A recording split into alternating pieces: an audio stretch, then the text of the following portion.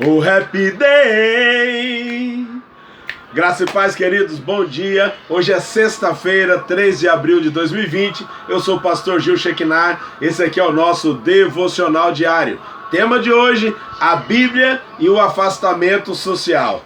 A palavra do Senhor nos diz no segundo livro dos Reis, capítulo 5, versículos 2 e 3. Ora, as tropas da Síria haviam atacado Israel e levado cativa uma menina que passou a servir na casa de Naamã.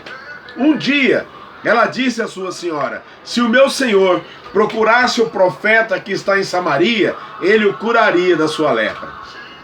Quero compartilhar com você uma história sobre distanciamento social no Antigo Testamento. Eu não sei sobre você, mas eu não tinha ouvido nunca falar o termo distanciamento social até que começasse o surto do coronavírus no mundo. Intencionalmente, ficar a alguns metros das pessoas mais próximas nunca passou pela minha cabeça. Como pastor, eu passo muito tempo entre as pessoas. E ficar distante é algo que nunca parecia viável antes dessa pandemia. Nos dias bíblicos, no entanto, era uma prática muito relacionada à lepra, que nós conhecemos como hanseníase. Aqueles que eram afetados pela doença tinham uma variedade de problemas de pele, de nervos, incluindo desfigurações, erupções cutâneas, apodrecimento da carne, ainda no corpo. O entorpecimento subsequente das partes do corpo significava que o leproso poderia sofrer uma lesão ou até mesmo ser mastigado por um roedor sem perceber que estava acontecendo. Era uma doença incurável, terrível, uma verdadeira sentença de morte para quem era cometido por esse mal. Temia-se que a lepra fosse altamente contagiosa e a inflamação levou um estigma social grave para todas as pessoas que eram acometidas. De fato, aqueles que eram vitimados por essa doença tinham que cobrir o rosto e quando saíam à rua tinham que sair gritando que eram leprosos, que eram impuros, para que as pessoas não se aproximassem deles. Isso então causava o distanciamento social. Naamã era comandante do exército da Síria, bem-sucedido, poderoso e renomado. O único problema é que ele era leproso. Essa menina que havia sido capturada em Israel é levada como escrava para a Síria e foi trabalhar na casa de Naamã. Tomando conhecimento da sua lepra, ela comentou com a sua ama, com a esposa de Naamã, que se Naamã fosse até Israel e se apresentasse ao profeta Eliseu, ele seria curado daquela doença.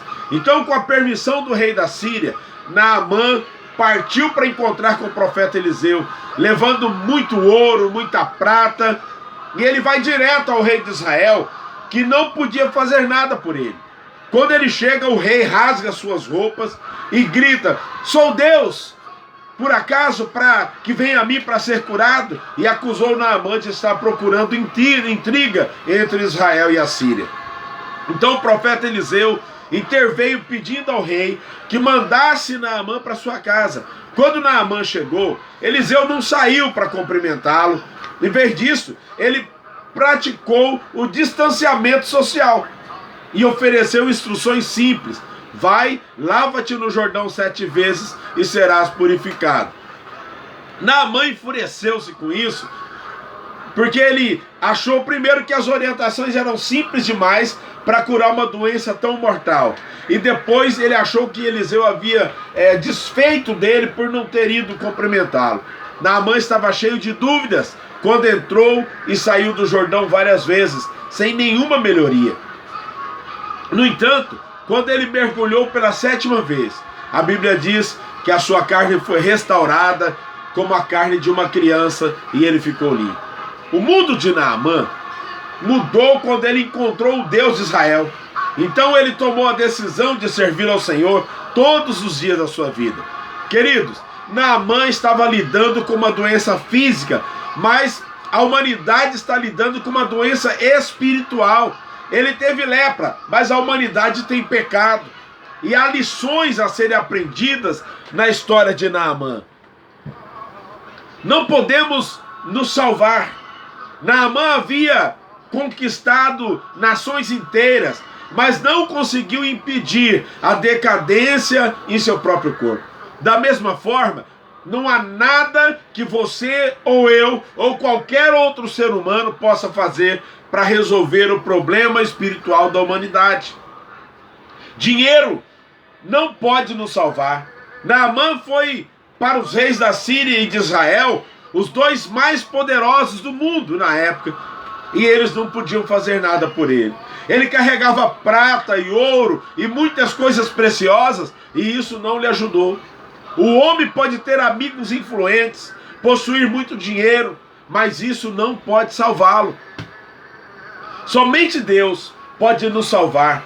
Para deixar claro, Eliseu não praticou o distanciamento social por medo da doença de Naamã. Ele fez isso para mostrar que o poder de Deus, que não conhece limites, está disponível a todos os homens, e não é o homem que vai curar, é o próprio Deus que vai operar o milagre.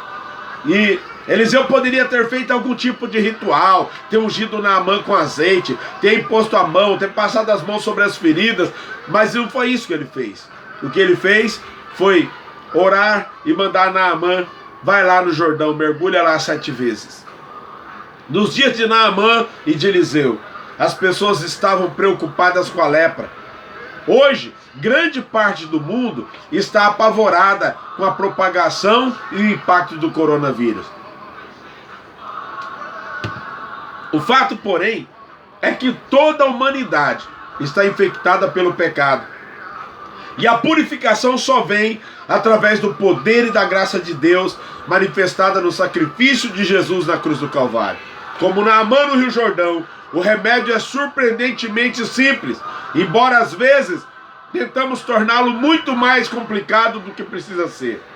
Tudo o que precisamos fazer é nos arrepender e entregarmos nossas vidas completamente a Jesus Cristo, para que sejamos salvos e curados da doença do pecado. Se você ainda não fez isso, eu convido você a confiar a sua vida a Jesus, mesmo em meio a esses dias tão incertos, à insegurança, ao medo, ao caos que se instalou no mundo. Você pode encontrar paz, esperança e confiança eterna se começar a sua caminhada hoje com Jesus. Pense nisso e ore comigo. Senhor, em nome de Jesus, eu coloco cada vida que me acompanha nesse devocional diante da tua presença. Apresento as famílias do Brasil e do mundo. E peço, Pai, que a tua unção poderosa, unção de cura, unção de renovo, unção de restauração, venha sobre cada vida. Pai, em nome de Jesus, repreende todo espírito de enfermidade e manifesta a tua graça. Pai, mas mais do que isso, eu quero pedir que o Senhor perdoe o pecado daqueles que estão confessando nessa hora Jesus como o único e suficiente Salvador. Restaura, Senhor, a comunhão, para que eles sintam a tua presença, sintam a presença do teu Santo Espírito e saibam que o Senhor está com eles todos os momentos. Em nome de Jesus. Amém.